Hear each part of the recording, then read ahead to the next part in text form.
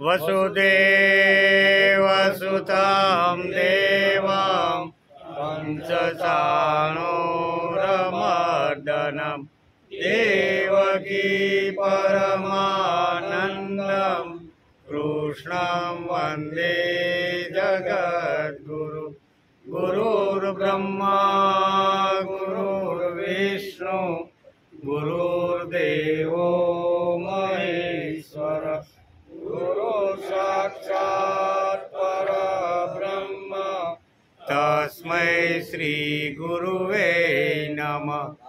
નારાયણં નમસ્કૃત્યં નરં ચૈવ નરોત્તમં દેવીં સરસ્વતી વ્યાસં તતો જયમુદીરયેત તતો જયમુદીરયેત.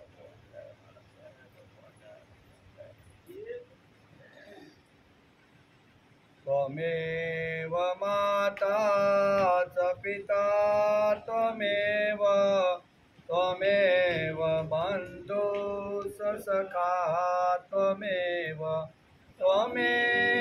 વિદ્યા દ્રવિણં ત્વમેવ સર્વં મમ દેવ દેવ. હે દેવાધિદેવ, તમે જ મારી માતા, તમે જ મારા પિતા, તમે જ મારા બંધુ, તમે જ મારા સખા, તમે જ વિદ્યા, તમે જ ધન અને તમે જ સર્વસ્વ મારું છો. એટલે આ શ્લોકમાં છે નમસ્તે નમસ્તે સતે તે જગત કારણાય નમસ્તે તે સર્વલોકાશ્રયાય નમો દ્વૈતત્વાય મુક્તિ પ્રદાય નમો બ્રહ્મણે વ્યાપિને શાશ્વતાય. આ શ્લોકમાં આપણા પૂર્વજો શાસ્ત્રકારો લખે છે કે જગતના કારણ રૂપ અને સત સ્વરૂપ હે પરમેશ્વર, તમને હું નમસ્કાર કરું છું. સર્વ લોકોના આશ્રય એવા ચેતન સ્વરૂપને હું નમસ્કાર કરું છું. મુક્તિ આપનાર અદ્વૈત તત્વને હું નમસ્કાર કરું છું અને સર્વ વ્યાપક એવા સનાતન બ્રહ્મને હું નમસ્કાર કરું છું. એમ આ શ્લોકની અંદર લખવામાં આવ્યું છે. આજે શ્રીમદ ભાગવત શરૂ થયું એનો 280મો દિવસ. આજે સ્કંદ એકાદશ અને અધ્યાય 11નો અભ્યાસ કરવાનો છે. આજે આપણે સોમવારે એટલે કે ગઈકાલે આપણે એકાદશા સ્કંદના 10મા અધ્યાયને નમસ્કાર કર્યા. એમાં શરીરની અંદર ક્રિયાઓ, શ્વાસો લેવો, હૃદય ચલાવવું, પાચન કરવું વગેરે હું કરતો નથી. બરાબર. આ ભગવાન ઉદ્ધવને સમજાવે છે કે તમારી અંદર આટલી વાતો પાકી થવી જોઈએ કે તમારા શરીરની અંદર જે કંઈ ક્રિયાઓ થાય છે, હૃદય ધબકતું રાખવું, કિડનીમાં બરોબર લોહીનું પરિભ્રમણ કરવાનું, શ્વાસોશ્વાસ લેવાના, બધું અંદર બેઠેલી કોઈ શક્તિ કરતી રહેલી, આટલું મગજમાં સ્થિર થઈ જવું જોઈએ એમ ભગવાન ઉદ્ધવને અહીંયા શું કહેવાય ઉપદેશ આપતા કહે છે. બીજો કોઈ કરતો નથી. તેથી યથાર્થતાથી સિદ્ધ થાય છે કે ભગવાન અંદર બેઠા આ બધી ક્રિયાઓ, રાત્રે સૂતો હોય, જાગતો હોય, કામ કરતો હોય, પ્રત્યેક ક્ષણે ભગવાન આપણી સાથે છે.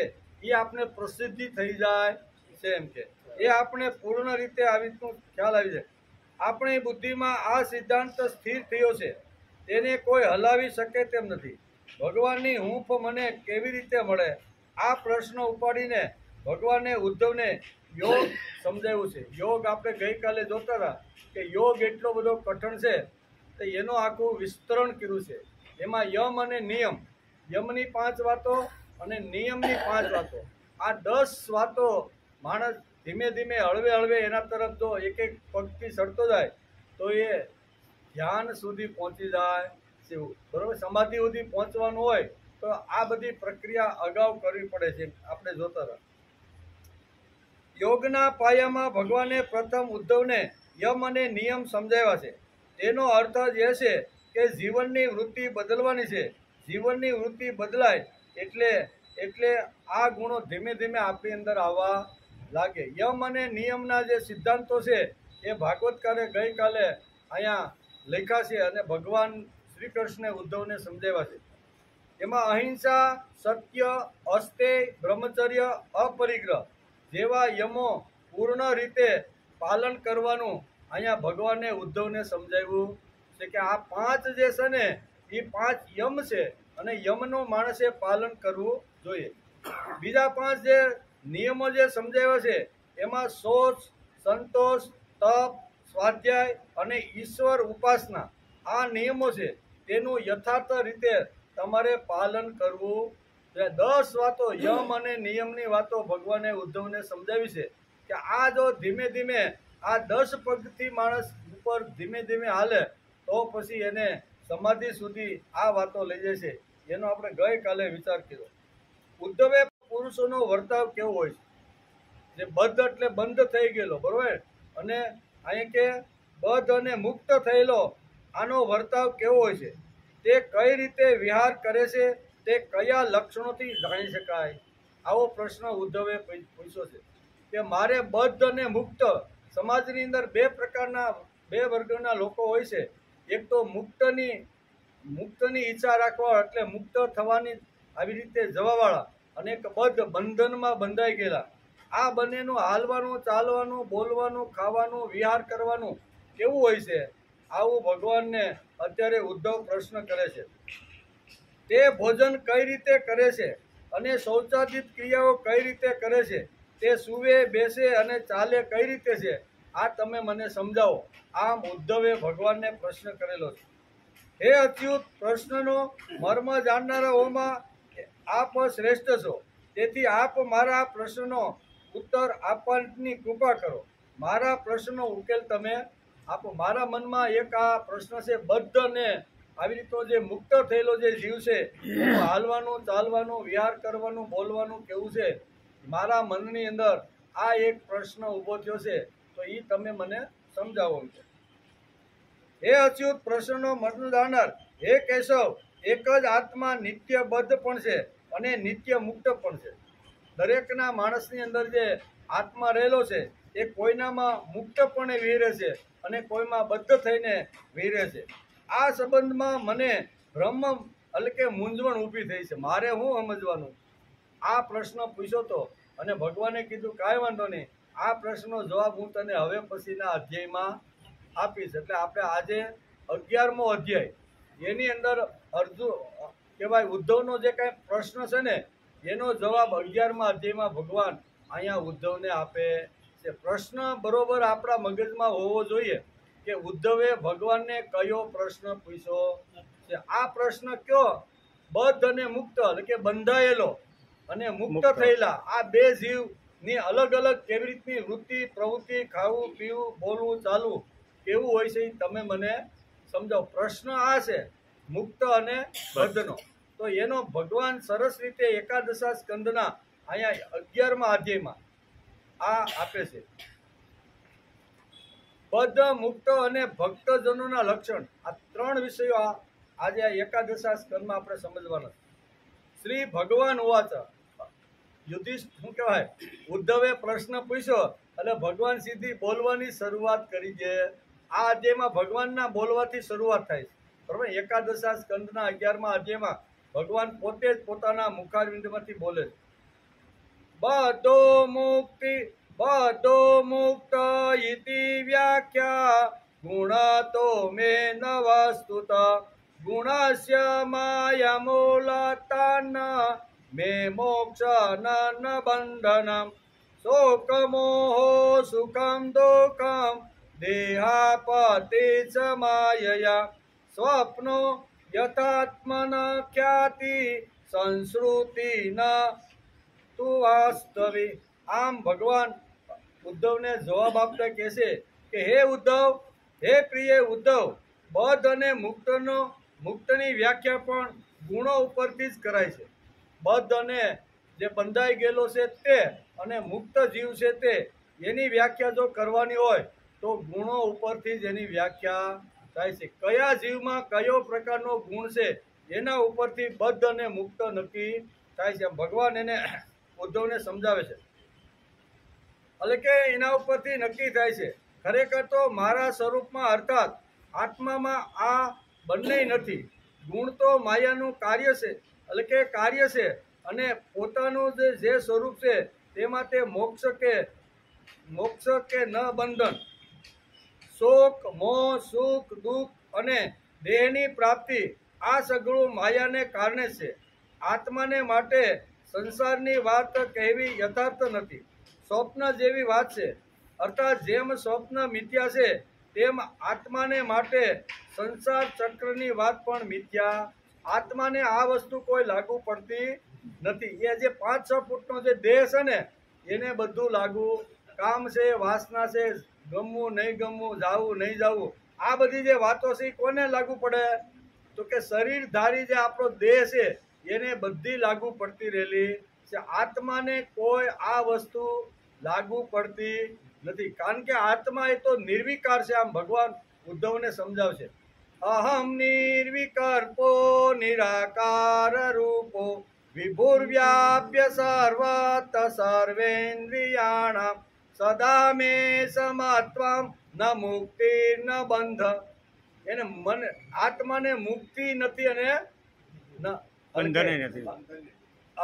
અહમ નિર્વિકલ્પો નિરાકાર રૂપો વિભુર્વ્યાપ્ય સર્વત્ર સર્વેન્દ્રિયાણામ સદા મે સમત્વમ ન મુક્તિર્ન બંધ ચિદાનંદ રૂપ શિવોહમ શિવોહમ. આત્મા કેવો છે? શિવોહમ શિવો. આને કાંઈ વસ્તુ લાગુ પડતી નથી. જે લાગુ પડે છે એ શરીરને પડે છે, પણ શરીરની અંદર આવેલું જે સ્વપ્ન છે એ જાગૃત થયા પછી જેમ સ્વપ્ન ખોટું દેખાય છે એમ શરીરની અંદર આ બધી વાતો છે. હું તો ચિદાનંદ રૂપ શિવોહમ શિવોહમ છું, મને બંધ પણ નથી અને હું મુક્ત પણ નથી. ભગવાન બહુ સ્પષ્ટ રીતે ઉદ્ધવને આ વાત સમજાવે છે. ભગવાન કહે છે કે હે ઉદ્ધવ, વિદ્યા અને અવિદ્યા આ બંને મારી શક્તિઓ છે. મેં જ આખું બ્રહ્માંડ નિર્માણ કરેલી વાતો મેં જ મૂકેલી છે. વિદ્યા પણ મેં જ મૂકી છે અને અવિદ્યા પણ મેં જ મૂકી છે. વિદ્યા અને અવિદ્યા એ મારી જ વિભૂતિઓ છે, મારી શક્તિઓ છે, જે દેહધારીઓને ક્રમશઃ મોક્ષ અને બંધન કરાવનારી. વિદ્યા અને અવિદ્યા, વિદ્યા આવે તો એ જીવને મુક્ત કરે. વિદ્યાનો જો આવી રીતનો ઉપાસના કરીને વિદ્યા જીવનમાં લાવવાનો પ્રયત્ન કરે તો એને મુક્ત થાય છે. અને અવિદ્યામાં માણસ જો પડ્યો રહે તો એ બંધની અંદર બંધાઈ જાય. બહુ સરળ રીતે ભગવાન અત્યારે ઉદ્ધવને આ વાત સમજાવે છે. હે ઉદ્ધવ, વિદ્યા અને અવિદ્યા બંને મારી શક્તિઓ છે, જે દેહધારીઓને ક્રમશઃ મોક્ષ અને બંધન આપનારી છે. આ બંને અનાદિ છે અને મારી માયાથી આ વિદ્યા અને વિદ્યા રચાયેલી છે. વિદ્યા અને અવિદ્યા એ મારી માયાથી જ મેં રચી છે. અને માયાથી રચ્યા પછી જીવ જ્યારે આ જગતની અંદર આવે છે ત્યારે જીવ મુક્ત પણ થઈ શકે છે અને બદ્ધ પણ રહી શકે છે. ગુણ ઉપર આધાર છે એમ ભગવાન બહુ સ્પષ્ટ રીતે ઉદ્ધવને સમજાવે છે. આ બધી મારી જ માયા છે, પણ માયામાં જે ફસાઈ જાય છે અને સ્વપ્નને સત્ય જે માને છે ને જાગ્રત અવસ્થામાં, એ જ આ માયા છે. અને ઘણીવાર આવા જીવો માયાની અંદર બંધાય અને એ આવી રીતના મુક્ત થતા નથી. હે મહામતી ઉદ્ધવ, આ જીવ એકમાત્ર મારો જ અંશ છે. અનાદિ અવિદ્યા અને બંધનમાં નાખે છે, અને બીજી જે મારી વિદ્યા શક્તિ છે તેનાથી મોક્ષ થાય છે. બહુ સરસ આ શ્લોકની અંદર અહીંયા ભગવાન બહુ સરસ રીતે સમજાવે છે. એકસ્યૈવ મમાસસ્ય જીવસ્યૈવ મહામતે બંધોસ્ય વિદ્યા ન આદિ વિદ્યાય તથેતરમ. એટલે મારો જ અંશ આ જગતની અંદર જે જીવ છે એની અંદર મારો જ અંશ રહેલો છે. અવિદ્યા અને બંધનમાં નાખે છે. બીજી જે મારી વિદ્યા શક્તિ છે તેનાથી મોક્ષ થઈ જાય છે. મારે આ વિદ્યા અને અવિદ્યા એ મારી જ માયા, મારી જ પ્રકૃતિ છે. એની અંદર માણસ મુક્ત પણ થઈ શકે છે અને બંધનમાં પણ રહી શકે છે. મેં તો એને મન અને બુદ્ધિ જીવને સ્વતંત્ર આપી દીધા છે. એની ઉપર મારી કોઈ લગામ નથી. એને જો મળેલું મન, મળેલી બુદ્ધિ એને જ્યાં વાપર્યું અહીંયા વાપરી શકે છે. આ બે વાતો ભગવાને સ્વતંત્ર મનુષ્ય જીવનમાં મૂકી દીધી છે. મન અને બુદ્ધિ સ્વતંત્ર છે, બરોબર, એટલે ભગવાન ઉપર કોઈ આરોપ કરી શકે નહીં. હવે મુક્ત અને બદ્ધમાં જે તફાવત છે તે હું તને સમજાવું. બદ્ધ અને મુક્ત બેયમાં તફાવત, તે મને પૂછ્યું ને કે એક જ શરીરની અંદર જીવ રહેશે અને એકના જીવનમાં એ બદ્ધ બંધાયેલો છે અને બીજા શરીરમાં એ મુક્ત છે. બંનેમાં તમારી શક્તિ ને તમે આત્મ સ્વરૂપ રૂપે રહેલા છો. તો આવું કેમ છે? એ મારા મનની અંદર આવી તો ભ્રમ પેદા થયો છે. એ ભ્રમ પેદા થયો છે તો તમારા સિવાય આનો કોઈ મને ઉકેલ આપી શકે એમ નથી. એટલે ભગવાન એને હવે બે બદ્ધ અને મુક્ત બેની અલગ અલગ સ્થિતિ કેવી રીતની છે, બંને અલગની જીવન જીવવાની પદ્ધતિ કેવી છે, એ ભગવાન અત્યારે અહીંયા ઉદ્ધવને સમજાવે છે. હવે મુક્ત અને બદ્ધનો જે તફાવત છે તે હું તમને બતાવું છું.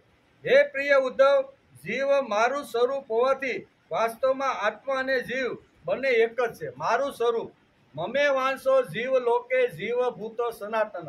જેમ ભગવાને ગીતામાં કીધું તેમ ભાગવત પણ અહીંયા ઉદ્ધવને આ જ વાત સમજાવે છે. અર્જુનને જે ઉપદેશ ભગવાને ગીતામાં આપ્યો છે એ જ ઉપદેશ અત્યારે ઉદ્ધવને ભગવાન અહીંયા ભાગવતની અંદર એકાદશા સ્કંદના 11મા અધ્યાયમાં આપી રહ્યા છે કે મારો જ જીવ બધી જગ્યાએ વ્યાપ્ત થઈને રહેલો છે. એ અંદર કે બહાર તમે જે જોવો છો ત્યાં સર્વ વ્યાપક તરીકે હું જ બધે વસેલો છું, એમ ભગવાન કહે છે. આ બંનેનો ભેદ હું તમને બતાવું છું. હે પ્રિય ઉદ્ધવ, જીવ મારું સ્વરૂપ હોવાથી વાસ્તવમાં આત્મા અને જીવ બંને એક જ છે. છતાં તે બંનેમાં જે ભેદ છે તે સાંભળો. જેમ કે હું શાસક છું અને જીવ શાસિત છે. શાસક અને શાસિત અહીંયા ઉદાહરણ આપીને ભગવાન ઉદ્ધવને સમજાવે છે. હું આનંદ સ્વરૂપ છું અને જીવ શોકમગ્ન છે. કેવો? મને કોઈ દી મારા ચહેરા ઉપર મને કોઈ દી આનંદ ન હોય ને એવું મારું શરીર કે મારું મુખ નથી. હું હંમેશા માટે આનંદ સ્વરૂપ છું અને જીવ શોક મોહથી ગ્રસ્ત થઈને સુખ અને દુઃખ બંને એ ભોગવે છે. ક્યારેક એને જો ઈચ્છા કરેલી વસ્તુ જો પ્રાપ્ત થઈ જાય તો એને ઘણીવાર એના ચહેરા ઉપર સુખની લાગણીઓ જોવા મળે છે. પ્રયત્ન કરે, વસ્તુ પ્રાપ્ત કરવાની મહેનત કરે અને એ જો નિષ્ફળ જાય ને તો એના ચહેરા ઉપર દુઃખની લાગણીઓ આવતી રહેલી છે. મારી અંદર તો ચિદાનંદ રૂપ શિવોહમ છે. હું તો 24 કલાક દિન અને રાત આનંદની અંદર જ છું. મારી અંદર કોઈ ફરક પડતો નથી. જે ફરક પડે છે એ અંદર રહેલી જે આ ઇન્દ્રિય શક્તિઓ છે એની અંદર આ બધો ફરક પડતો રહેલો છે. આ શરીરરૂપી વૃક્ષ પર માળો બાંધીને એક સાથે રહેનારા બે પક્ષીઓ છે. ઉદાહરણ આપે છે પક્ષીઓ કે એક વૃક્ષ છે, વૃક્ષની અંદર બે પક્ષીઓ રહે છે અને બે પક્ષીઓ જુદા જુદા માળાઓ કરીને આવી રીતના વિસરી રહ્યા છે. બે મિત્રો છે, સમાન ધર્મી છે. આ બંનેમાંથી એક તો આ શરીર દ્વારા કરવામાં આવતા ફળનો ઉપભોગ કરે છે. શરીર દ્વારા મળતો રહેલો જે ઉપભોગ છે એ ઉપભોગ કરે છે, પરંતુ તે ઉપભોગ કરીને પણ ક્ષીણ થાય છે. પરંતુ બીજું પક્ષી જે છે તે કર્મફળનો ઉપભોગ કરતું નથી. તેમ છતાં તે ખૂબ શક્તિશાળી. એક વૃક્ષ ઉપર બે પક્ષીઓ છે. પક્ષીઓનું ઉદાહરણ આપતા ભગવાન ઉદ્ધવને સમજાવે છે. બંનેના સ્વભાવ સરખા છે, બંનેનો ધર્મ સરખો છે. બંને જુદા જુદા માળાઓ રાખીને ભગવાન એવા છે કે 1000 ગણું કરીને પાછું પરત આપે. બરોબર ને? ભગવાન આ કર્મફળ રાખતા નથી. જ્યારે ભક્ત હાથની અંદર પોતાનું કર્મફળ લઈને ભગવાનની પાસે જાય છે અને ભગવાનને કહે છે કે તારી કૃપાથી તારી અમી દ્રષ્ટિ મારા ઉપર હતી, તું મારી અંદર હતો, તેથી ઓફિસે જતો હતો, ખેતરે જતો હતો, કામ કરતો હતો, ખાધેલું પતતું હતું. તું અંદર આ રહીને આ બધી શક્તિઓ તારી શક્તિથી હું કામ કરતો હતો અને તારી શક્તિથી મને આ ફળ મળેલું છે. આ ફળ મને મળેલું છે એટલે એમાં પ્રથમ હક તારો છે, તારો ભાગ છે, તેથી તારા ચરણે કરું છું. ત્યારે ભગવાન કહે છે કે ભાઈ વાત તો બરોબર છે, હું તો 4 મહિના હુઈ ગયો તો, બરોબર ને, આ ચાતુર્માસ હાલે ને, ભગવાન કે હું તો શાંતિથી ચિદાનંદ રૂપ શિવોહમ આમ કરીને ઊંઘી ગયો તો. મહેનત તારી, પરસેવો તારો, પુરુષાર્થ તારો, ખેતરમાં કાદવમાં બિયારણ છોકરાના મોઢેથી કાઢીને તે ફેંક્યું કાદવમાં, અને એમાંથી આવ્યું. તું એમ કહેશો કે ભગવાન તમારી કૃપાથી મને મળ્યું. ત્યારે ભગવાન કહેશે ભાઈ હું તો 4 મહિનાની ઘોર નિંદ્રામાં સૂતો હતો.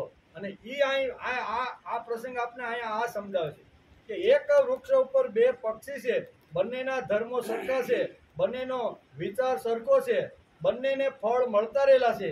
એક ફળ પોતે ભોગવે છે અને એક જે છે એ ભગવાનના ચરણે ફળ જે કાંઈ મળે છે એ ભગવાનને અર્પણ કરે છે. ભગવાનને અર્પણ કરે એટલે ભગવાન, આપણે કોઈ પણ સામાન્ય માણસને કોઈએ આપણું કામ કર્યું હોય ને આપણે એને જો કંઈ આભાર માનવા જાય ને તો પણ આપણે એનો આભાર માનીએ કે નહીં, ભાઈ તમે મારું કામ કર્યું, તમારો ખૂબ ખૂબ આભાર. આપણું નાનું એવું કામ કર્યું હોય તો એને જરૂર પડે તો આપણું કામ કર્યું હોય એના કરતાં 2 ગણું કામ આપણે એને કરી દઈએ કે નહીં.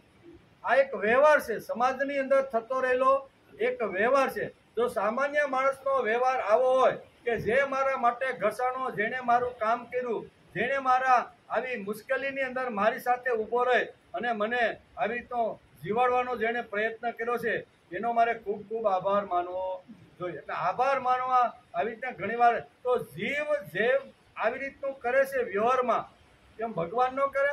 ભગવાનને જ્યારે આપણે આપવા જાય ને ત્યારે ભગવાન કહે છે ભાઈ તારો પુરુષાર્થ છે, તારી મહેનત છે, તે પરસેવો પાડ્યો છે, હું તો શાંતિથી ઉતો તો 4 મહિના સુધી તે આંતરખેડ કરી, ઘણું બધું કર્યું, એ બધા તારા પરસેવાનું ને તારા પુરુષાર્થનું ફળ છે. અહીંયા ભગવાન પણ ઉદ્ધવને આ જ વાત સમજાવે છે કે એક વૃક્ષ ઉપર 2 પક્ષી છે, સમાન છે, બુદ્ધિ સમાન, વિચાર સમાન, અલગ અલગ રહેશે, પણ જે બંનેને જે ફળ મળે છે એક ફળ પોતે ભોગવે છે અને બીજો જે છે એ ભગવાનના અર્પણ કરે છે. પોતે ભોગવે છે એ બંધનમાં આવે છે અને ભગવાનના ચરણે રાખી જે છે એ જીવ મુક્ત થઈ જાય. આવું સરળ દ્રષ્ટાંત આપીને ભગવાન અહીંયા સમજાવવાનો પ્રયત્ન ઉદ્ધવને કરે છે. જે ફળનો ઉપભોગ કરતો નથી તે સ્વયંને પણ જાણે છે તથા બીજા પોતાના મિત્રરૂપી જીવને પણ જાણે છે, પરંતુ જે ભોગોનો ઉપભોગ કરે છે તે ન તો પોતાને જાણે છે અને ન પોતાના સખારૂપ આત્મ સ્વરૂપને પણ જાણે છે. આ પ્રમાણે જે અવિદ્યા સાથે જોડાયેલો છે તે નિત્યબદ્ધ છે અને જે પોતાના નિજ સ્વરૂપને જાણી લે છે તે નિત્ય હંમેશા મુક્ત છે. બદ્ધ અને મુક્તની વ્યાખ્યા સમજાવતા ભગવાન ઉદ્ધવને કહે છે કે આવી રીતનું બંનેને ફળ તો મળે છે, પણ ફળ મળ્યા પછી અહીં કહે છે કે નિજ સ્વરૂપ એટલે કે અંદર રહેલી જે શક્તિ છે એના શક્તિથી મને ફળ મળેલું. એકનો વિચાર આવો છે, બીજાનો વિચાર એમ છે મારી બુદ્ધિથી મને મળ્યું, મારા કર્મથી મળ્યું, મેં પરસેવો પાડ્યો તેથી મળ્યું, મેં સાહસ કર્યું તેથી મળ્યું, 18 કલાક ઘંટી હેઠે પગ રાખીને હીરા ગયા ને ભાઈ ત્યારે બધું ઊભું. એક માણસ આવું વિચારે છે અને બીજો માણસ એવું વિચારે છે. બેયની પાસે વૈભવ સરખો છે, બેયની પાસે આવી રીતની જે ભૌતિક જે સામગ્રી છે એ સરખી છે, પણ એક વિચાર કરે છે કે મારી શક્તિથી, મારી બુદ્ધિથી, મારા પ્રયત્નથી, મારા સાહસથી મને મળ્યું છે, એમાં વચ્ચે કોઈ નથી. એકને મળેલો ભોગ આવી રીતનો જે વિચારે છે એને બદ્ધ કહેવામાં આવે છે.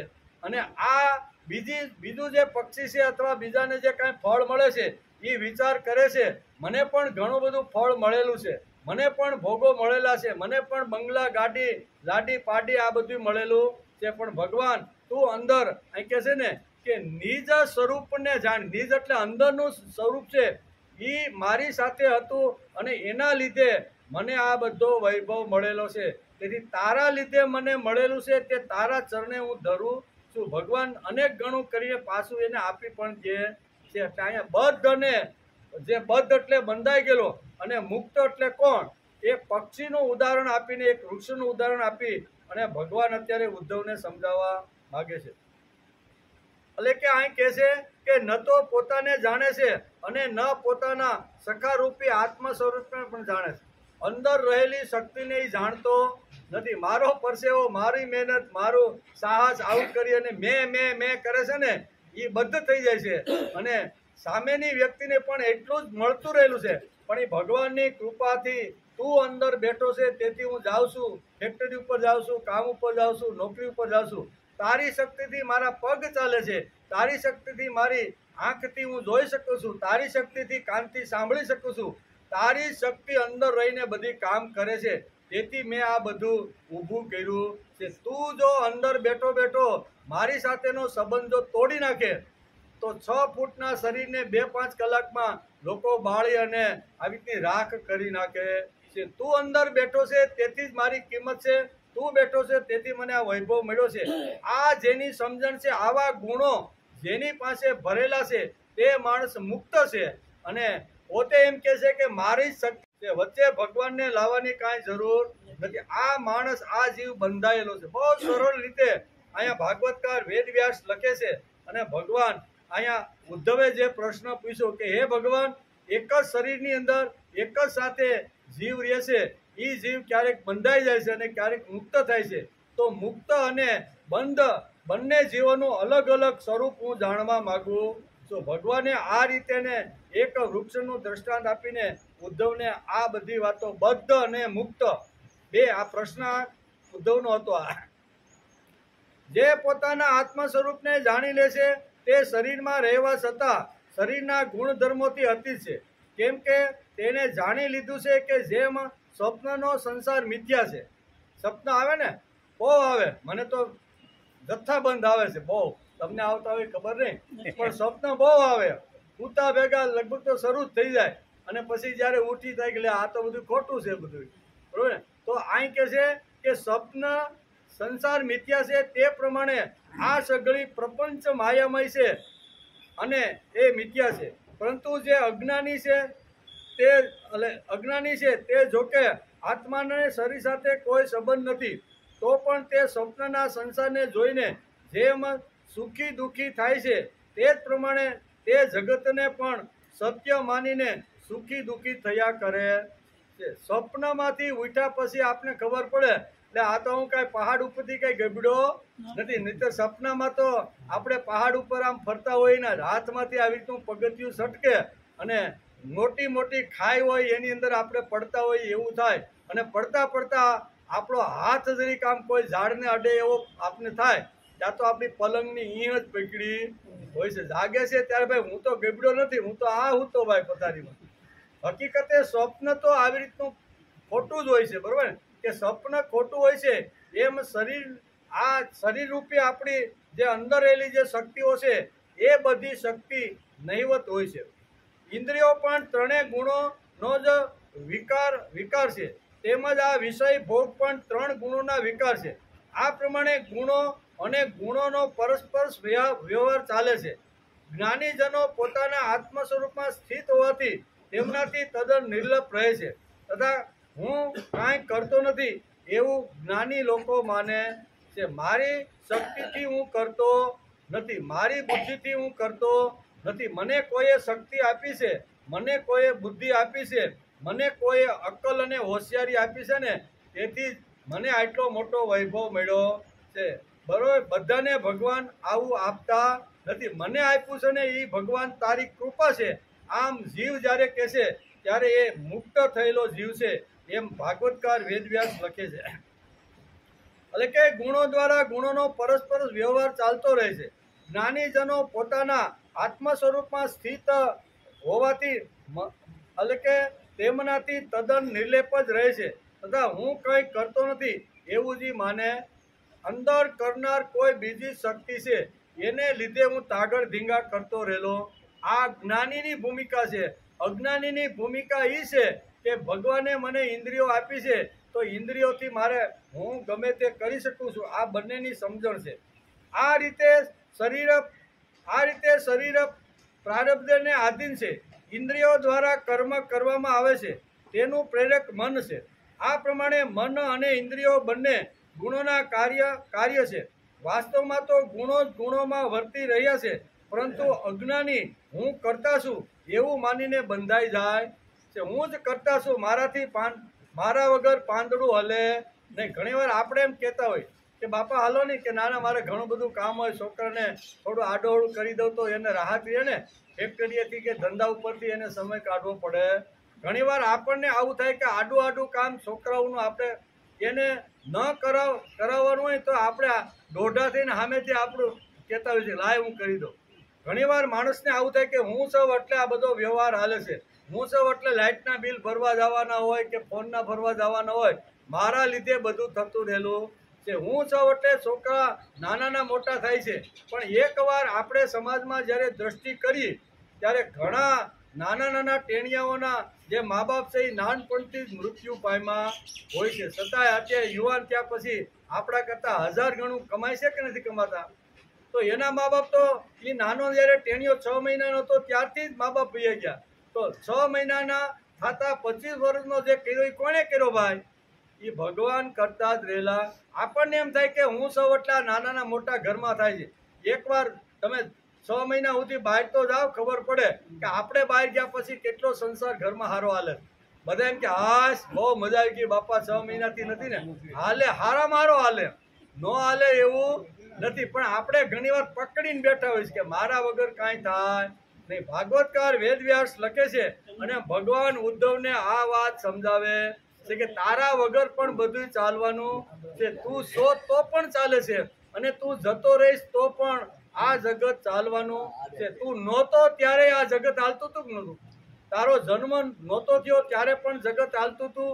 તું આ જગતમાં આવ્યો 80 વર્ષ સુધી ટણટણાટી કરી તો પણ જગત હાલે છે, અને તું વયા ગયા પછી પણ જગત ચાલવાનું છે. તેથી અહીં કહે છે કે બધા માણસ જે છે ને એ હું કરું એ જ અજ્ઞાનતા, શકટનો ભાર જેમ શ્વાન તાણે.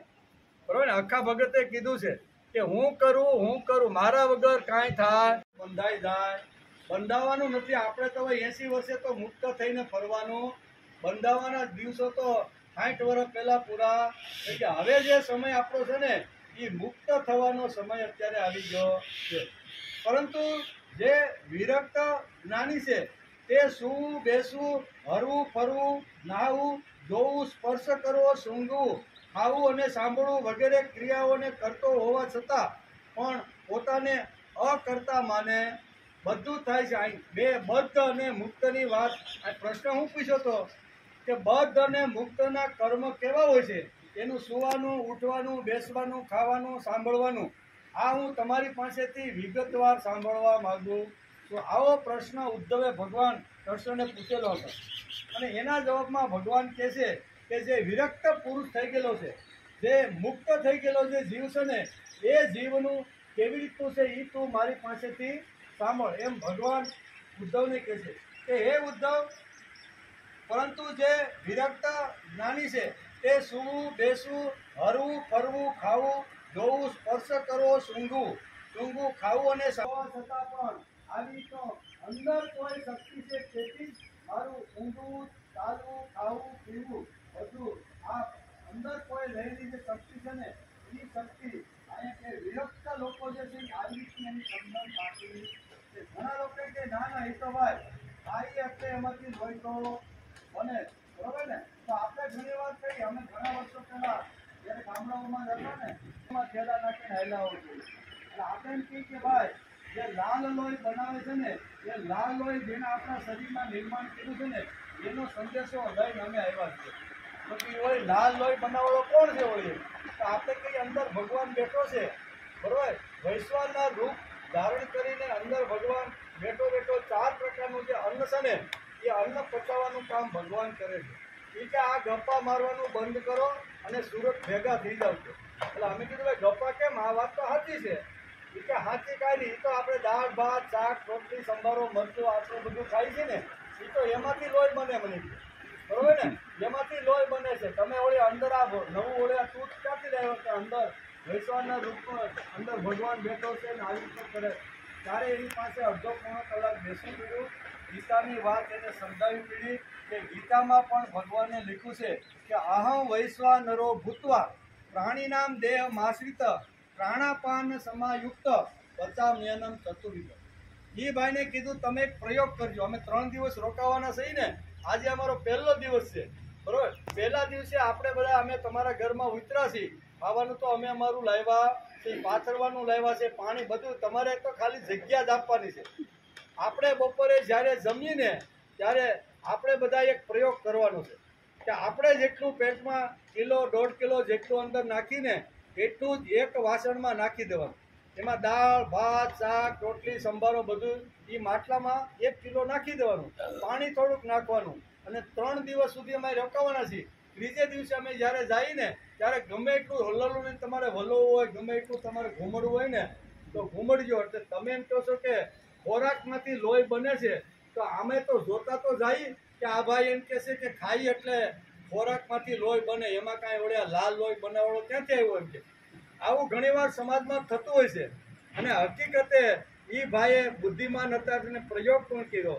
એક દોણીની અંદર થોડું ઘણું બધું ટીકામાં લોહી તો થયું નહીં, તો મેં કીધું વાત તો એ છે અંદર કોઈ બેઠેલી શક્તિ, બહાર તમે જે ખોરાક નાખીને વલો છો ને એ તો 2-5 દિવસમાં દુર્ગંધ મારે છે, પણ એ જ ખોરાક જો અંદર જાય ને તો અંદર સુંદર મજાનું ભગવાન વલોવી ઘૂંટી પ્રવાહી બનાવી અને એમાંથી સફેદ ભાત ખાધો હોય, પીળી કઢી ખાધી હોય, કંઈ પણ ખાધું હોય, લીલા શાકભાજી, પણ એ બધાનો કલર બદલાવી અને એક લાલ પ્રકારનું લોહી અંદર બેઠેલી શક્તિ કરતી રહેલી છે. કે આ વાત તમારી સાચી હોય કે મને તેમ હતું ખોરાક ખાય એટલે લોહી બને, એમ લોહી બનતું નથી, બનાવનાર કોઈ છે.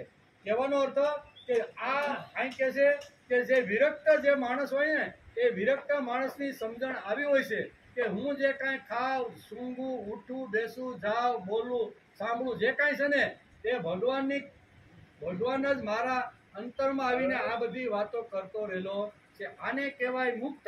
અને કોઈ માણસ એમ કે ના ના હું જ બોલું છું, મારી શક્તિથી બોલું છું, મારી આવી રીતે તાકાતથી બોલું છું, તો સમજવાનું કે આ માણસ બંધાઈ ગયેલો છે. અને બદ્ધ અને મુક્તની સુંદર અને સરળ વ્યાખ્યા આપતા ભગવાન ઉદ્ધવને આ વસ્તુ સમજાવે છે.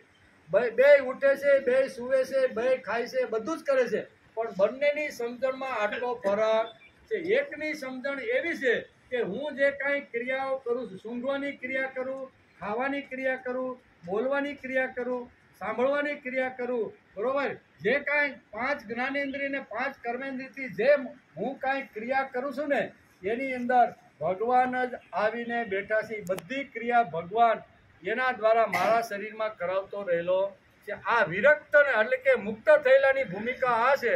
અને હું કરું એ જ અજ્ઞાનતા, શકટનો ભાર જેમ શ્વાન તાણે. શકટ એટલે ગાડું અને શ્વાન એટલે કૂતરો.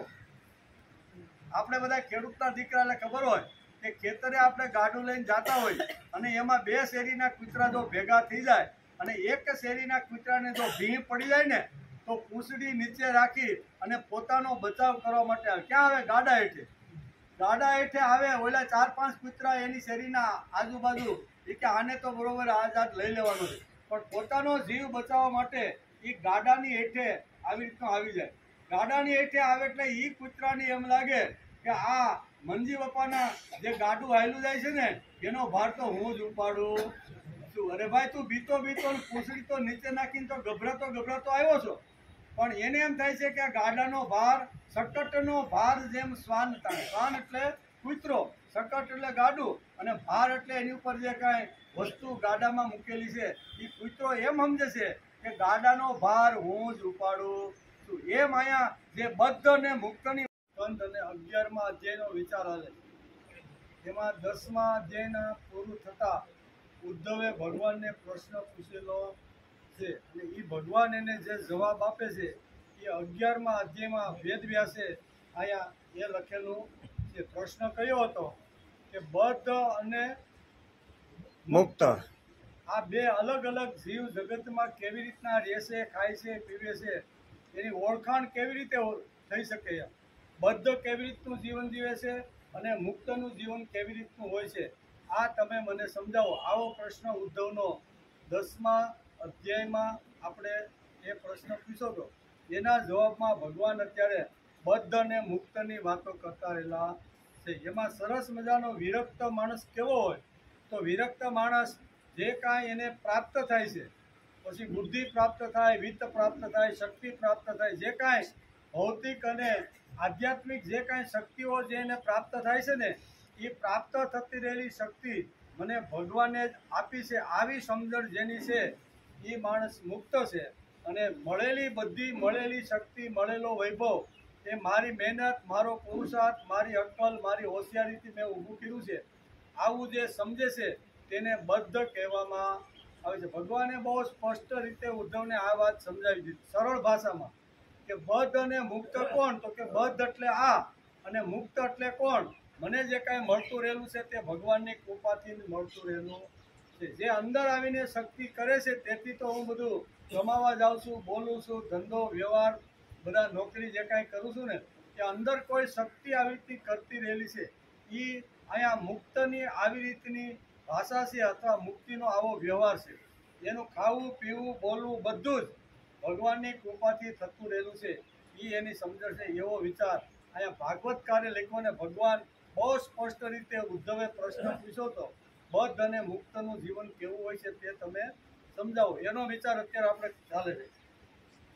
ભગવાન કહે છે કે હે ઉદ્ધવ, જેના પ્રાણ, ઇન્દ્રિયો, મન, બુદ્ધિના સંકલ્પો નિશેષ નિવૃત્તિ થઈ ગયા છે, જેની સાંસારિક કર્મો કરવાની પરંપરા નષ્ટ થઈ ગઈ છે, તે દેહમાં સ્થિત રહેલો હોવા છતાં પણ તેના ગુણોથી મુક્ત છે, અર્થાત ગુણાતીત અવસ્થાને પ્રાપ્ત થાય છે. ભગવાને જેમ ગુણાતીતનું વર્ણન ગીતાની અંદર જે ભગવાને કીધું છે એ જ વર્ણન ભગવાન અત્યારે ઉદ્ધવને અહીંયા સમજાવે છે. ગુણોથી અતીત એને સત્વ, રજ, તમ કંઈ કરી શકતા નથી. ભૂતકાળ, ભવિષ્યકાળ કે વર્તમાન એને કંઈ કરી શકતા, ઉડાડી શકતા નથી અથવા ખલાસ કરી શકતા નથી. એવી જેની સ્થિતિ છે એને મુક્ત કહેવામાં આવે છે. એટલે ભગવાને ગીતામાં પણ અર્જુનને આ જ વાત સમજાવી, ઉદ્ધવને પણ ભગવાને આ જ વાત કહે છે કે મુક્ત એટલે આ, મુક્ત એટલે આ કે જે બધી જ રીતે મુક્ત થઈ ગયેલો છે. આપણે તો 80 વર્ષનું ટાપરું થઈ જાય, મોતે ધોળાવાળ આવી જાય તો મુક્ત થવામાં હજી સમજતા નથી. હજી કંઈક કામના, હજી કંઈક વાસના, હજી કંઈક મારા વગર વ્યવહાર હાલે નહીં. હું હોય તો લાઇટનું બિલ ભરાય, હું હોય તો બેંકમાં જરી છોકરાને આડો કામ કરું ને તો છોકરાને એટલી મગજમારી.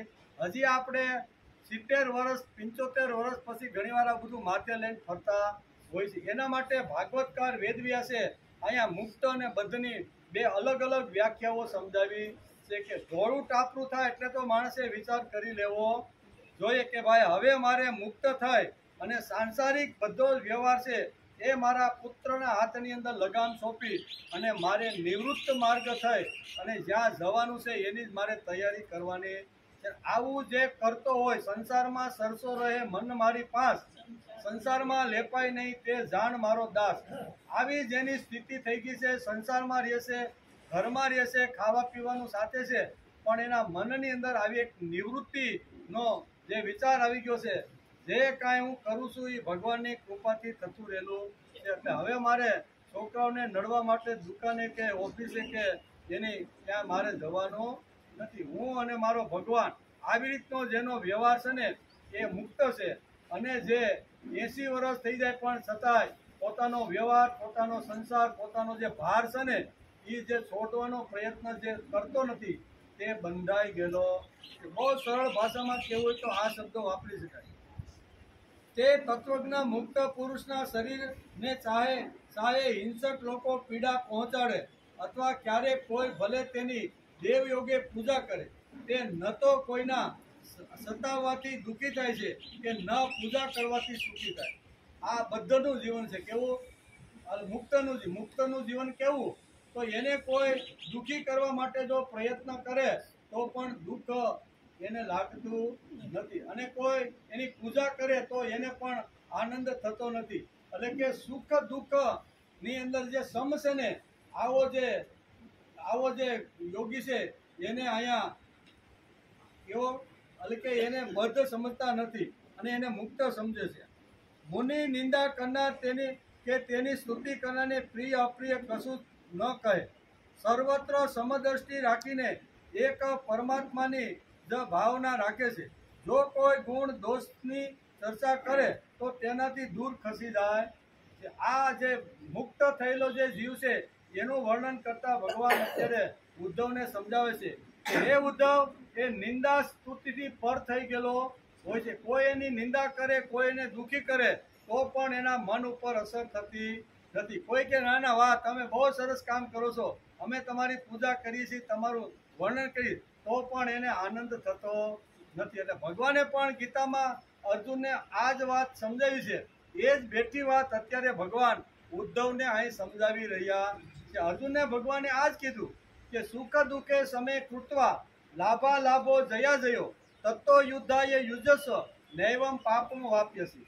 આમ અર્જુને પણ ગીતામાં ભગવાને આ જ ઉપદેશ આપેલો છે. સુખ દુઃખે સમે કૃત્વા. શું કીધું? સુખ આવે, દુઃખ આવે, યશ મળે, અપયશ મળે, હાનિ થાય, લાભ થતી નથી. પૂજા કરે, આરતી કરે, સન્માન કરે, વાહ કરે તો પણ એના ઉપર અસર નહીં, અને કોઈ એને દુઃખી કરી નાખે તો પણ એના ઉપર અસર. સુખ દુઃખે સમે કૃત્વા લાભા લાભો જયા જયો. લાભ થાય કે ગેરલાભ થાય તો પણ એના મન ઉપર કોઈ અસર થતી નથી. એટલે કે સુખ દુઃખે સમે કૃત્વા લાભા લાભો જયા જયો. જય થાય કે પરાજય થાય એના મન ઉપર બિલકુલ અસર થતી નથી. આવો જે જીવ છે એને મુક્ત કહેવામાં આવે છે, એમ ભગવાન ઉદ્ધવને કહે છે. અર્જુનને પણ ભગવાન ગીતાની અંદર આ જ વાત સમજાવે છે. ભાગવત, શ્રીમદ ભાગવત અને શ્રીમદ ભગવદ્ ગીતા. કારણ કે શ્રીમદ ભાગવતની અંદર જે કાંઈ તત્વ અને સત્વ જે ઠાંસીને જે અહીંયા વેદ વ્યાસે જે લખ્યું છે ને, એ બધાનો આધાર લીધો છે. વેદોનો આધાર છે, ઉપનિષદનો આધાર છે, ગીતાનો આધાર છે, પુરાણોનો આધાર છે.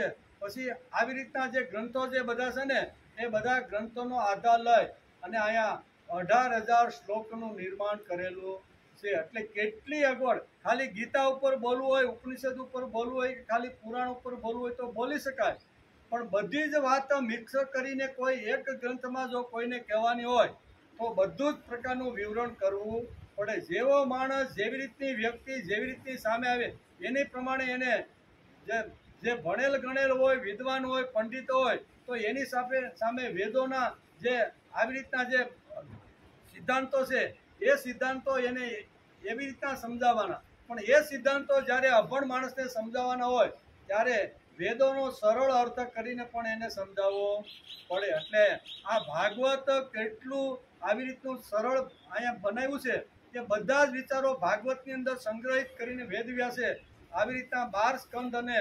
18,000 શ્લોકની અંદર ગૂંથી લીધા છે. એમાં બધું જ આવે. આપણે જોતા હતા એમાં ભગવાનના મુખારવિંદમાંથી બોલેલી જે કાંઈ વાણી છે, વેદોની અંદર જે કાંઈ ઋષિઓએ જે અર્થઘટન કરેલું છે, અથવા ઉપનિષદો અને બ્રહ્મસૂત્રોની અંદર જે કાંઈ વાતો કરેલી છે, એ બધાનો જ મિશ્રણ, બધાનો સંગ્રહિત કરીને સુંદર મજાનો આ આખો ગ્રંથ તૈયાર કર્યો છે. તેથી અહીંયા 2 જે શ્લોકની અંદર જે વર્ણન કર્યું છે એ વર્ણન શ્રીમદ ભગવદ્ ગીતામાં પણ ભગવાને અર્જુનને કીધું છે કે આવી રીતનો જે મુક્ત થયેલો જે જીવ છે ને, એ જીવ કેવી રીતનો હોય ને એનું વર્ણન જેમ ભાગવતે કીધું છે એમ ગીતાએ કીધું છે.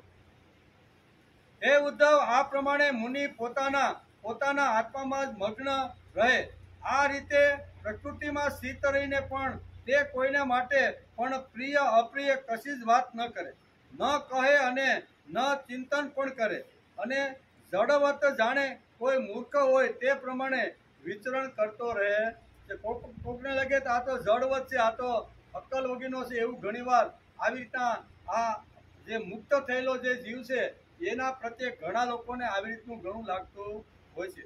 હે ઉદ્ધવ, એવી ગાય કે દૂધ ન દેતી હોય તો કુટલા સ્ત્રી, પરાધીન દેહ, દુષ્ટ સંતતિ, સતપાત્રને ન અપાયેલું ધન, ભગવાનના નામ, ભગવાનનું રૂપ, ભગવાનની લીલા, ધામ વગેરે ભગવાન સંબંધી ચર્ચા સિવાયની વાણી, આ સગળું જેણે ધારણ કરી રાખ્યું છે તે દુઃખોની હારમાળા ભોગવી રહ્યો છે, અને તે બદ્ધ જીવ છે. બદ્ધ કેવો અને મુક્ત કેવો, અહીંયા બદ્ધ જીવનું અહીંયા વર્ણન પણ ભગવાને કર્યું છે. ભગવાનની સુંદર મજાની લીલાઓ જે છે પણ એ સાંભળવા માટે જેને આવી રીતની આતુરતા નથી, તે પછી અહીં કહે છે કે જે દૂધ ન દેતી હોય એવી ગાયનું જેણે દાન કરી દીધું હોય, તે જેને સંપત્તિ મળ્યા પછી એ સંપત્તિ કોઈ કુપાત્રના હાથમાં આપી દેતો હોય તે આ બધી વસ્તુ આ ભગવાન કહે છે કે આ અવળી રીતે જે વાપરતો હોય એનો ઉપયોગ કરતો હોય છે એ બધા જ બંધાયેલા છે. ભગવાનની લીલા, ભગવાનનું ધામ, ભગવત સંબંધી ચર્ચા જે કરતો નથી ને તે બધા જ બંધાયેલા જીવો છે. જે વાણીમાં મારી પવિત્ર લીલાઓનું ઉચ્ચારણ નથી, આ જગતની ઉત્પત્તિ, આ જગતની સ્થિતિ અને સંહાર કરનારી ભગવાનની શક્તિનું નિરૂપણ નથી.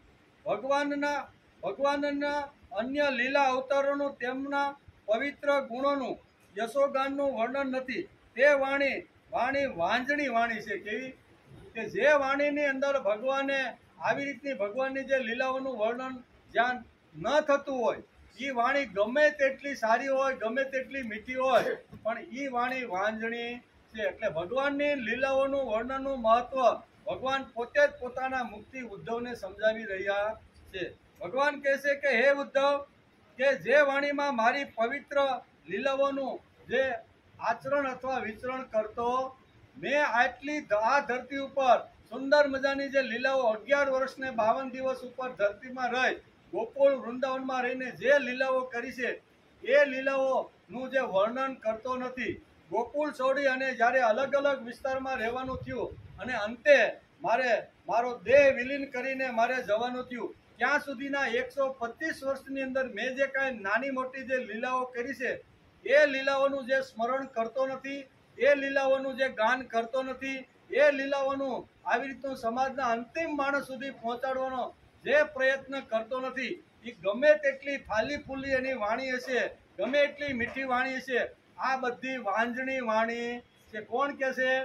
ભગવાન અત્યારે ઉદ્ધવને આ વસ્તુ સમજાવે છે. ગમે તેટલી આવી મીઠી મીઠી ભાષાઓ બોલીને ગમે એટલી વાણી વ્યાસપીઠ ઉપરથી કહેતો હોય, પણ એમાં ભગવાનનું ગુણ, ભગવાનની લીલા અને ભગવાન ઉપરનો આદર અને ભગવાન ઉપરનો પ્રેમ જો એ વાણીમાંથી નીકળતો ન હોય તો આ બધી વાણી વાંજણી છે. એમ ભાગવતકાર વેદવ્યાસ લખે છે અને ભગવાન અત્યારે ઉદ્ધવને આ વાત સમજાવે છે.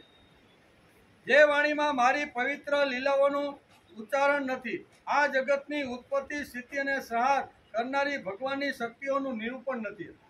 જે વાણીમાં થઈને મારા માટે જ કર્મ કરે છે, કોઈ પણ ક્રિયા કરે તે મને અર્પણ કરે અથવા મારા માટે ક્રિયા કરે છે.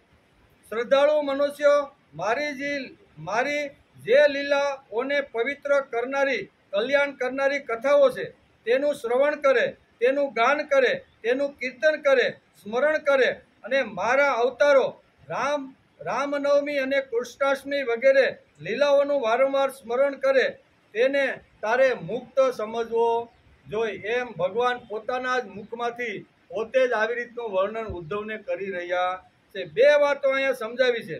એક તો ભગવાન માટે નિરપેક્ષ નિરાકાંક્ષ માણસે કર્મ કરવું જોઈએ, અને એ જો કર્મ કરવામાં જો અઘરું પડતું, ભગવાને ગીતામાં પણ અર્જુનને આ જ વાત કીધી. અહીંયા 2 શ્લોકોમાં પણ અહીંયા વેદવ્યાસ લખે છે અને ભાગવતકાર વેદવ્યાસ લખી અને ઉદ્ધવને ભગવાન આ રીતે કરી છે.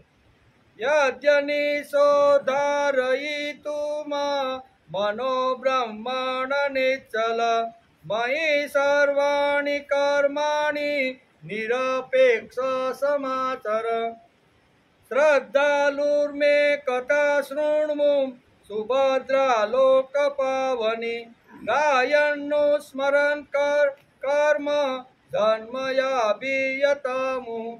2 શ્લોકની અંદર અહીંયા ઉદ્ધવને ભગવાન સમજાવે છે. એ જ 2 શ્લોકની અંદર શ્રીમદ ભગવદ્ ગીતાના 12મા અધ્યાયમાં ભગવાન અર્જુનને બેઠા આ 2 શ્લોક ત્યાં પણ અર્જુનને આ વાત સમજાવે છે. અર્જુને કહે છે, યજ્ઞનિષોધારયન્તુ મનો બ્રહ્મણિ નિશ્ચલ મયી સર્વાણિ કર્માણિ નિરપેક્ષ સમાચર. ભાગવત પણ જોર દઈને આના ઉપર આ જ વાત સમજાવી રહ્યું છે. જો આ રીતે નિશ્ચલ રૂપે મુજબ પરમાત્મામાં મનને લગાડવામાં અસમર્થ હોય છે, તો તે પણ જે ક્રિયા કરે છે તે નિરપેક્ષ મારા માટે જ કરે છે. શ્રીમદ ભાગવત અને ગીતામાં ભગવાને કહ્યું છે. ગીતામાં અર્જુને પણ આ જ વાત કીધી છે જે ઉદ્ધવને અત્યારે ભગવાને એકાદશા સ્કંદના એકાદશ અધ્યાયની અંદર જે વાત સમજાવી છે એ જ વાત શ્રીમદ ભગવદ્ ગીતાના 12મા અધ્યાયમાં ભગવાન અર્જુનને આ જ વાત સમજાવે છે. શું કહે છે? મય્યેવ મન આદસ્ય મયી બુદ્ધિમ નિવેશય નિવાસિષ્યસી મય્યેવ અથ ઊર્ધ્વં ન સંશય. હે અર્જુન, તારે સંશય રાખવાનું કોઈ કારણ નથી. હું જે તને કહેવા માંગુ છું એ તું મારી પાસેથી સાંભળી લે. હું કહે છે? મય્યેવ મન આદસ્ય મયી બુદ્ધિ નિવેશય. અહીંયા ઉદ્ધવને પણ આ જ વાત કીધી, અહીંયા અર્જુનને પણ ભગવાન આ જ વાત કહે છે કે મય્યેવ મન આદસ્ય મયી બુદ્ધિ નિવેશય. તારું મન અને તારી બુદ્ધિ એકવાર તું મને સમર્પિત કરી દે અને પછી તારું કલ્યાણ જ થવાનું છે. એમાં તારે સંશય રાખવાની કોઈ જરૂર નથી. ભગવાને શું માગ્યું? ભગવાને મન અને બુદ્ધિ માગી લીધા કે મારે તારો વૈભવ જોતો નથી, તારો શણગાર જોતો નથી, કેટલું હોનું ચડાવે એ જોતું નથી, કેટલા 56 પ્રકારના ભોગ મારી સામે મૂકે છે એ મારે કાંઈ જોતું. એ તો બધું મેં જ નિર્માણ કરેલું, એ વસ્તુ બધી મેં જ નિર્માણ કરી છે, પણ મારે તારું મન અને બુદ્ધિ જોઈ છે. એટલે ભગવાન અહીંયા ઉદ્ધવને કહે છે કે એકવાર તારું મન અને તારી જે બુદ્ધિ છે એકવાર તું મને સમર્પિત કરી દઈશ તો તું મુક્ત છો. આમ ભગવાન ઉદ્ધવને કહે છે. અહીંયા અર્જુનને પણ ભગવાન આ જ વાત કહે છે, જો મુક્ત થવાનું હોય તો હું તને આ 4 રસ્તાઓ બતાવું છું.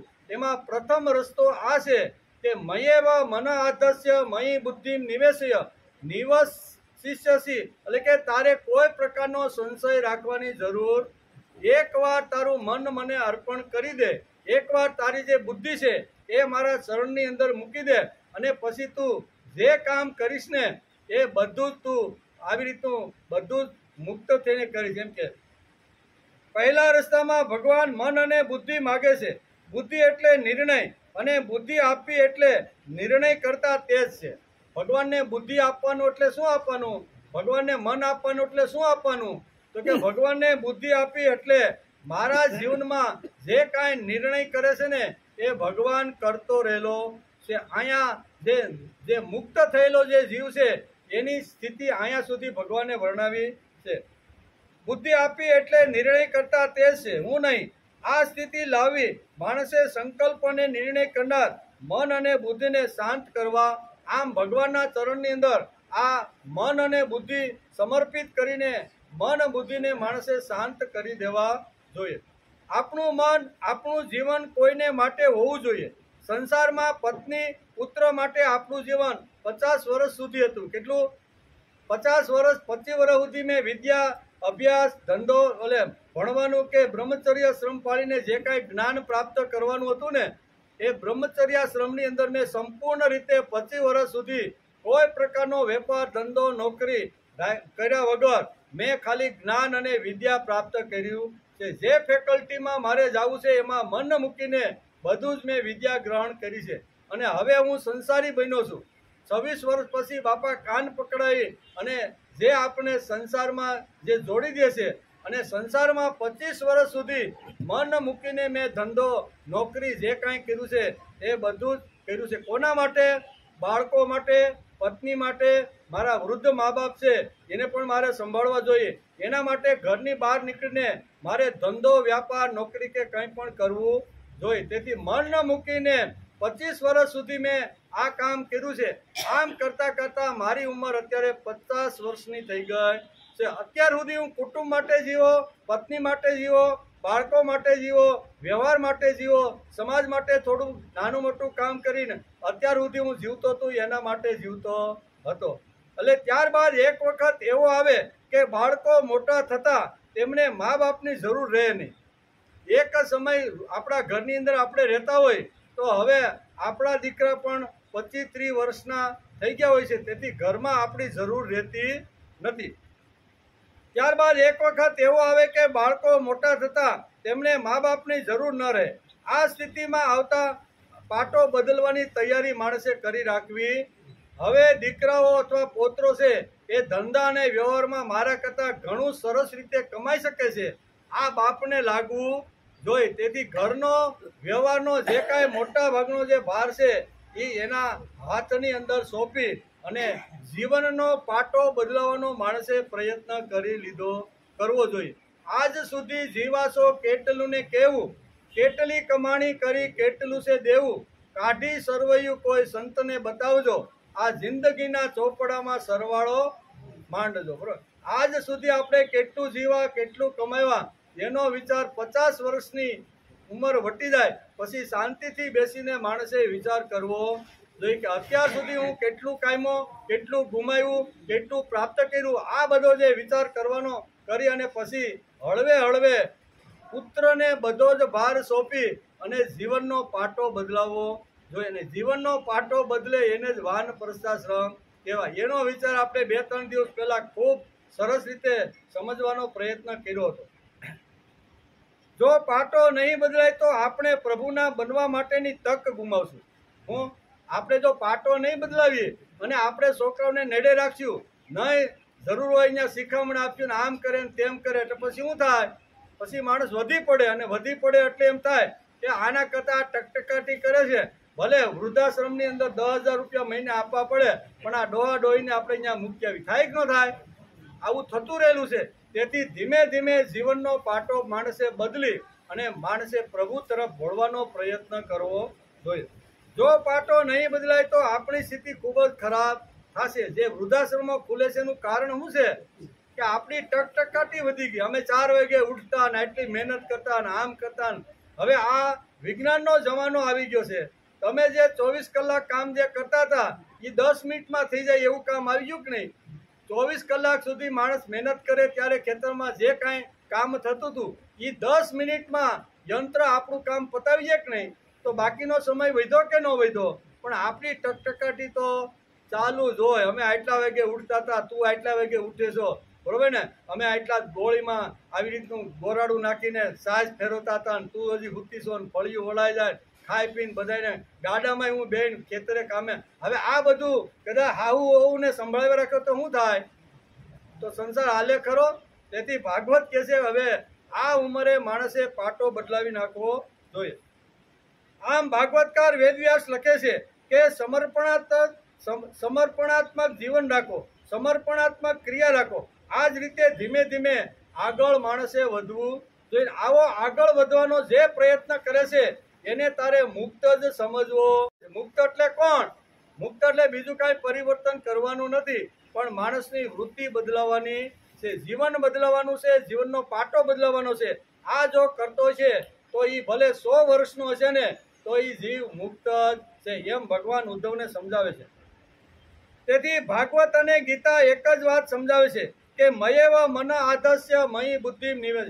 અહીંયા જેમ ગીતાએ કીધું એમ અહીંયા ભાગવત પણ અહીંયા ભાગવત એમ કે છે કે યજ્ઞ નિશો ધાર્યતુ મન બ્રહ્મણી નિચલા. બે નો અર્થ એક જ થાય છે કે મન અને બુદ્ધિ ભગવાનને અર્પણ કરી દેવા જોઈએ. એકવાર જીવન જો ભગવાનને સમર્પિત થઈ જાય તો ભગવાનની સંપૂર્ણ જવાબદારી જીવ ઉપર આવી જાય છે. જીવ હવે કહે છે કે હવે મારું સંપૂર્ણ જે જીવન છે ને એ હું તને સમર્પિત કરું છું. અને સમર્પણમાં આ મોટી તાકાત છે. કોઈ પણ માણસ કોઈ પણને જો સમર્પણ થઈ જાય ને તો જે સમર્પણ થઈ ગયો છે ને એના ઉપર પહેલાની જવાબદારી વધી જાય છે કે ભાઈ આ મને સરેન્ડર થઈ ગયો છે તો હવે મારી જવાબદારી એને સંભાળવાની જવાબદારી મારી આવે છે. એકવાર મંગલ ફેરા ફરીને નાતી ચરામી કહી અને એ કન્યાએ પોતાનો હાથ અહીંયા વરના હાથમાં એકવાર આપી દે છે અને પછી